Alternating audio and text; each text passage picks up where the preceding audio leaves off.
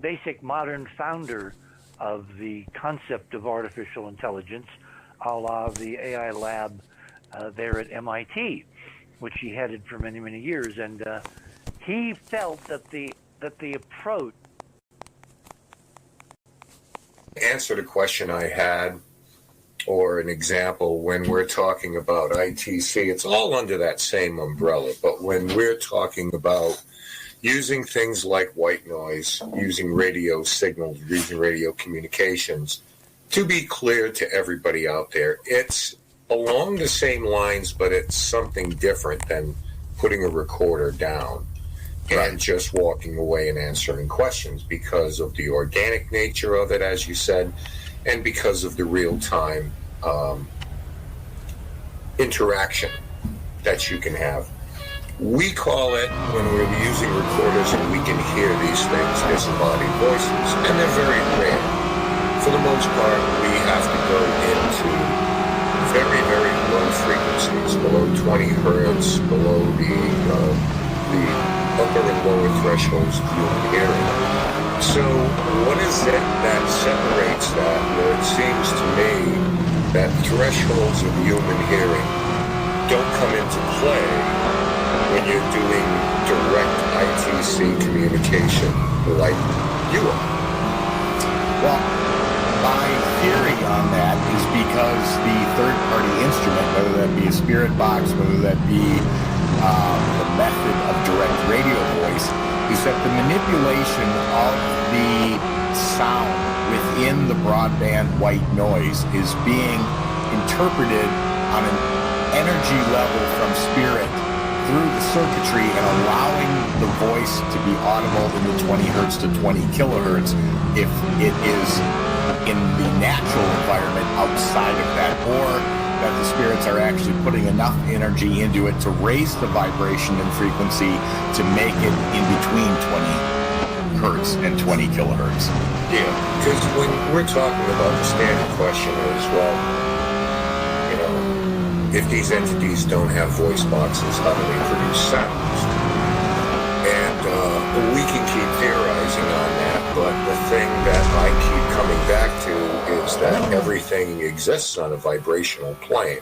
Correct. And if it's possible to manipulate those, because what is sound other than vibration? The only thing that makes words is our lips, tongue, teeth. This is how we form words, or else everything coming out of us is basically Right. You know, right. Unless we start using these to form dialect. Well, because I think there are only something like 26 sounds that we can make totally, but because we can manipulate those sounds, those vibrations, because this is what we record. Correct. Well, the other way to look at it, and the way we've looked at it, is that if you're talking in a 3D environment like Earth, in order to have that voice transmitted, yes, you need to manipulate the sound waves, the air molecules, in order for another human to pick it up. So when we speak, that's what we're doing. Those sound waves are disrupting the molecules in the air, which then hit the ear, disrupt the follicles and the hairs in the ear to allow that to go to the brain and be reinterpreted. But if you're talking about spirits, which are pure energy, you don't need the 3D physical sound version of the sound wave, which is why we always said when doing EVP research, I can pull the mic out of the recorder and still get EVPs. The mic isn't needed because they're not using a sound wave to get that onto the machine. Mm-hmm. Well, it's similar to experiments they've done with magnetic tape, going back to the old analog days, where they've literally taken a magnetic tape, not in a cassette recorder, and just left it on pillows somewhere, came back, and according to those that have done it, on some rare occasions, they actually have a voice imprinted on it. Correct. So this goes beyond just, the simple interactions. I think that we've become conditioned and accustomed to do it in the paranormal field. So to take it back one step further, Now, we're going to, I want to get right to a clip right now, and you can kind of explain, I think, a little bit when people see what you're using, the technology you're using, the equipment you're using. And I am going to go with Bocce, or Bocce, okay? And you want to set it up real quick, or come back after the clip and break it down? We've been involved with everything you're going to hear tonight is what is termed direct radio voice, and it was Marcello Bocce who did this from like 1930 something, 35, 36 to 1986, I think, or 96, I can't remember. But anyway, he used an old vacuum tube radio, and he would tune it to a shortwave or long wave frequency, like a world band radio type, not your typical AM or FM. And he would tune it to a station with no radio transmission, and then he'd start asking questions. And he found out that these voices the radio would almost transform itself to go from a typical standard radio to more of a communication device. And he did this for years. He was tested by scientists. They put him in laboratories that were like Faraday cage, restricting radio waves from entering the radio. Then they started pulling his vacuum tubes. They pulled the first one, still got voices. They pulled the second one, he still got voices. And then they said, if we can pull the third one and you still get voices, I'll leave the vacuum tube. Well, they pulled it. He still got voices. They said, no, you got that glass. But the point was they couldn't stop. And the only way they could stop it was to remove Marcello Bocce. When they removed him, somebody else tried to use the radio. I think we have to bear in mind that it was intent on his part, but the idea of the video was nothing more than a happy accident. Correct. Of simply trying to record bird sounds from, and then suddenly someone speaks. So let's get to Bocce right now, and the thing that I will say is that some of this is in clarity, it's just like anything you do with both clips on the show from a number of people. Some of them are subjective, and some of them you can clearly hear. So, there's always room for interpretation. We all accept that, and, we welcome our thoughts on it. So, with that, let's get to Bocce clip.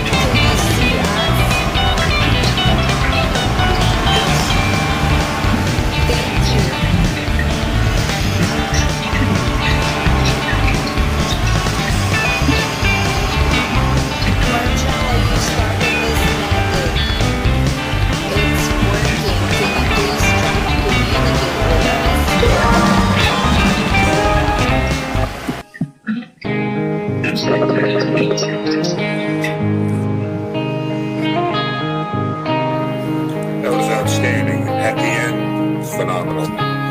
Okay, so here's my question. Obviously, you're doing this remotely.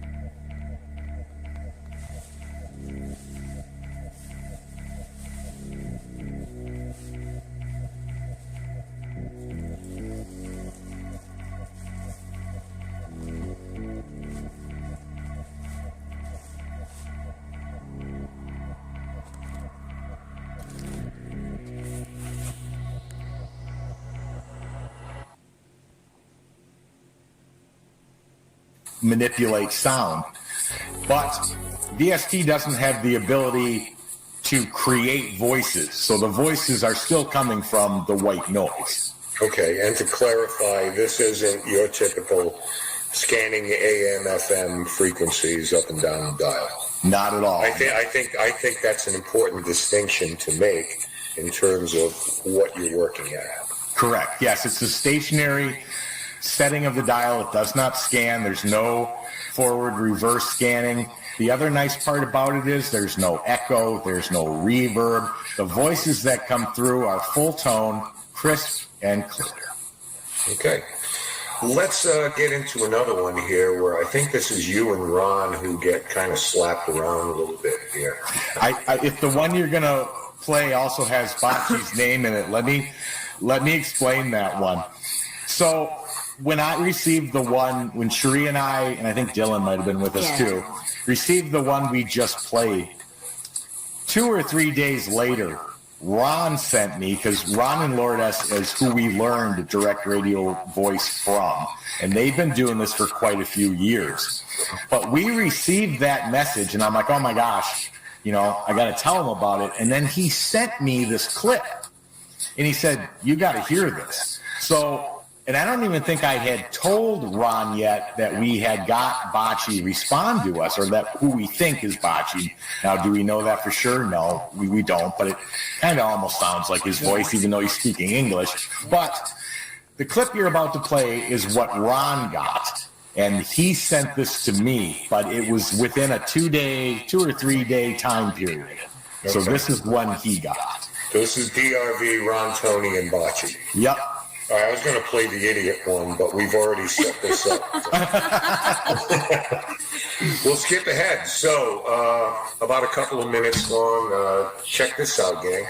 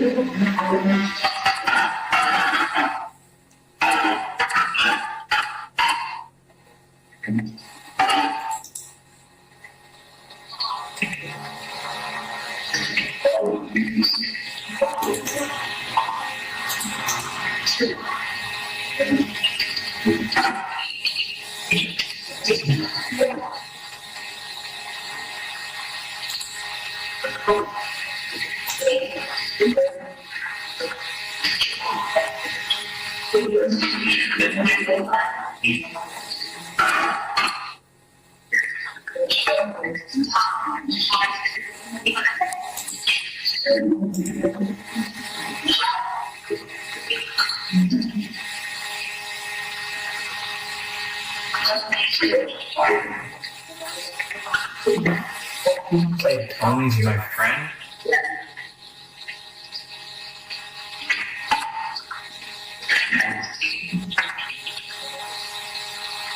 I would agree.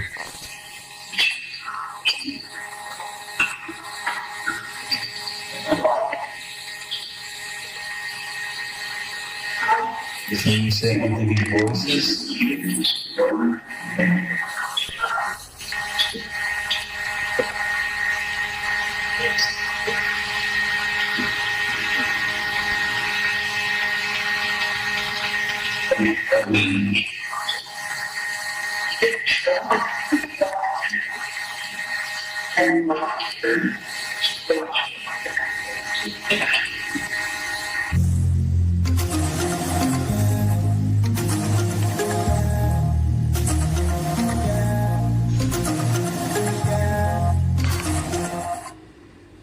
Okay, my kudos to Ron for the techno music there. That's good. So because this is a concentrated, integrated thing, you are not picking up any stray radio or microwave signals on this. Well, that was always a concern of mine because, let's face it, whether you're doing a spirit box and scanning through stations or whether it's sitting on a blank station, it's still a radio. It has the ability to receive signals. It has the abilities to encode them, and spit out whatever vocals may be attached. But what I can tell you is that now, and not that clip. That clip's still using white noise through a radio, but there's no radio station. So you could leave the radio on for 24 hours and not have a single thing come through but white noise. Mm-hmm. But that was always a kickback. There's a radio still involved. It has the ability to pick up. But it has the components of a radio. Correct. It has the components to pick up a radio wave, whether that be from AM, FM, long wave, short wave, a baby monitor, walkie-talkies, any signal that's floating that it's got the ability to decode. But I can tell you today, we no longer use a radio. Okay. All right, another important distinction. I just want to get to this real quick. Okay, I got a question for you on the other side. Yeah, I don't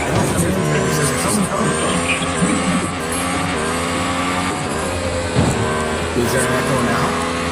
No. You hear me? Yeah, I can hear you. Yeah, there's no echo now. Is your sound coming out more than one place there? No.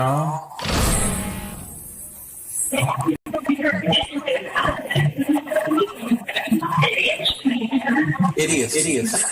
I heard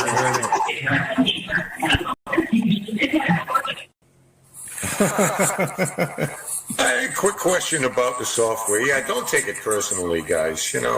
Well, we were doing a stupid mistake, and they literally, they do have a sense of humor. And some of the things we've heard them say are just like some human being in, and we're complaining about the echo, and they're like idiots.